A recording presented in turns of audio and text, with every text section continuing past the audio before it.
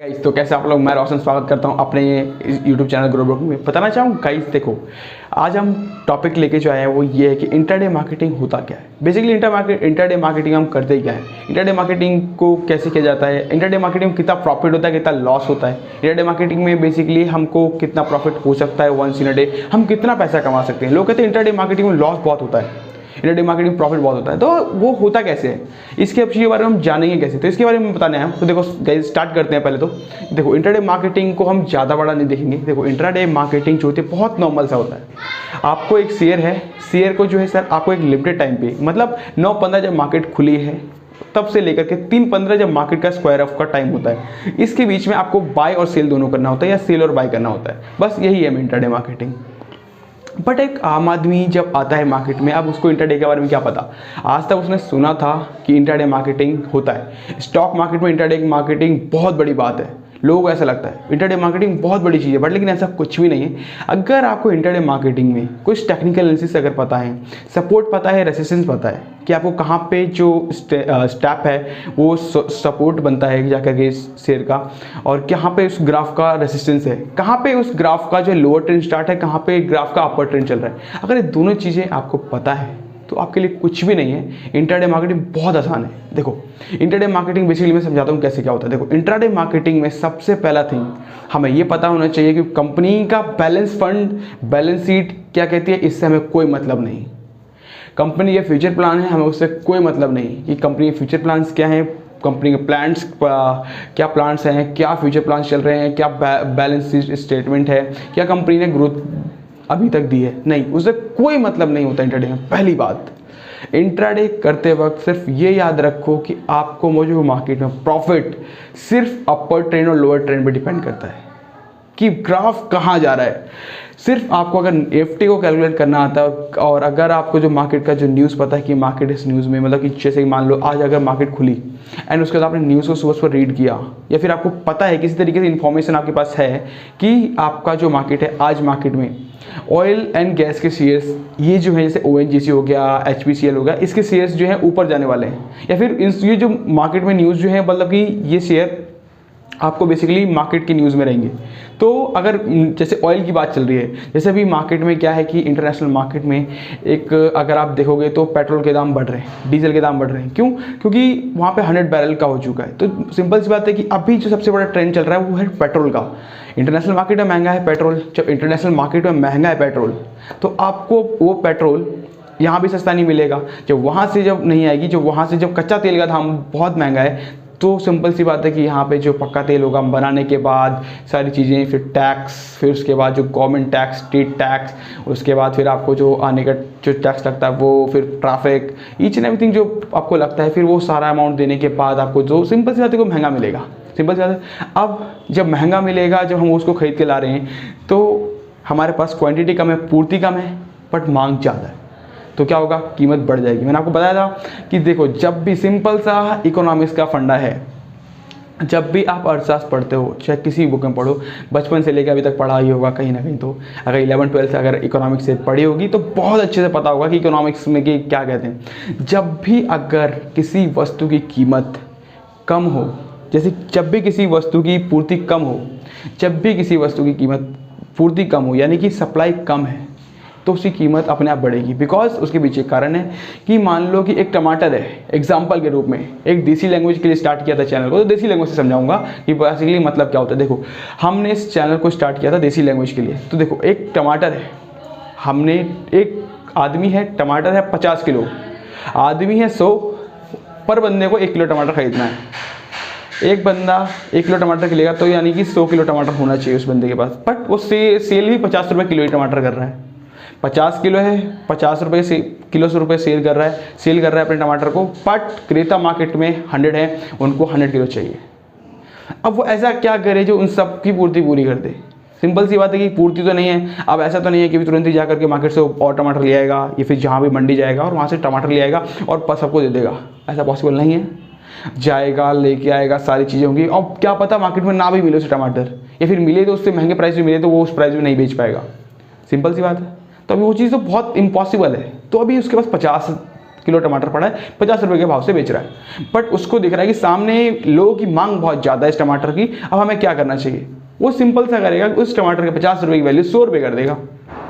जब उसने मार्केट में जो उस कीमत को बढ़ा दिया, 50 रुपये की वस्तु को 100 रुपये पे कर दिया, तब जो पब्लिक, जो एक मिडिल क्लास की फैमिली जो खरीदने आई थी, वो 1 किलो की जगह पे आधे किलो टमाटर खरीदेगी, और जो आधा किलो खरीदने आया था वो 250 ग्राम खरीदेगा।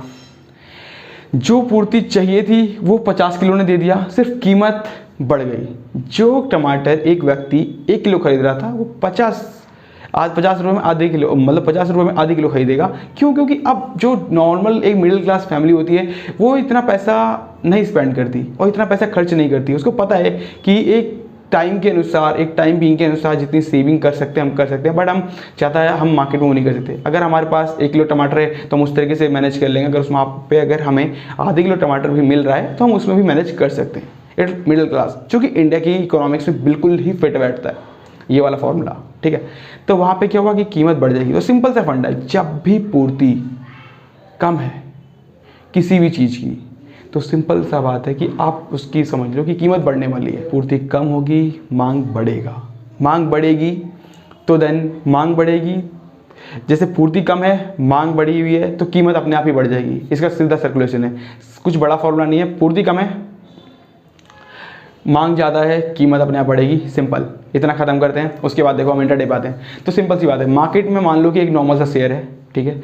मार्केट में नॉर्मल सा शेयर को उठा लिया, किसी भी शेयर को, मान लो टेक महिंद्रा का शेयर है, आज 1400 रुपये चल रहा है। आपको ये पता है कि, तो बता रहा था, देखो आपको यहाँ पे बोर्ड मिलेगा, यहीं पे हम स्टार्ट करेंगे कि सपोर्ट क्या होता है, रेजिस्टेंस क्या होता है, आपकी चीज़ें कैसे सीखनी है, सब चीज़ बताऊंगा मैं आपको। लोअर ट्रेंड, अपर ट्रेंड क्या होता है मार्केट में। तो देखो आपको इंटरडे का लास्ट में एक ओवरव्यू समराइजेशन दे देता हूँ। बेसिकली इंटरडे वही था कि आपको नॉर्मल आप इतना अनलिमिटेड प्रॉफिट कर सकते हो, अनलिमिटेड चीज़ें कर सकते हो। इंटरडे कुछ भी नहीं है बड़ा, ठीक है। इंटरडे का मार्केटिंग का मतलब होता है 9:15 से लेकर 3:15 के बीच में बाय और सेल करना है आपको। एक 5x का मार्जिन मिल जाता है एक आपको अमाउंट पे, जितना अमाउंट आपके पास अकाउंट में होता है, और उसके ऊपर आप बाय और सेल कर सकते हो। जितना भी आपका लॉस होता है, ये लॉस झेलते हैं आप, जितना भी प्रॉफिट होता है उतना आपको प्रॉफिट मिलता है, ठीक है। तो सिंपल सी बात है, देखो इंट्राडे के आपको फीचर्स ये हो गए। एंड सिंपल सी बात है कि आप जो 3 कारण जो आप जिसके कारण बहुत ज़्यादा अमाउंट लॉस होता है, पहला स्टॉप लॉस का यूज़ ना करना कि मार्केट का शेयर इससे अगर नीचे गया तो हमें सेल करना है। ये बहुत सारे ऐसे लोग होते हैं जो इस यूज़ नहीं करते हैं, तो आपको बहुत ज़्यादा लॉस होता है इंट्राडे की मार्केटिंग में। सेकंड थिंग, आपको सपोर्ट रेजिस्टेंस के बारे में नहीं पता होना चाहिए, नहीं पता होता। थर्ड, आपको एनालिसिस नहीं पता होती, एनालाइज नहीं करते आप स्टॉक को करना क्या है, आप अपनी फीलिंग्स और मन के ऊपर होते हैं।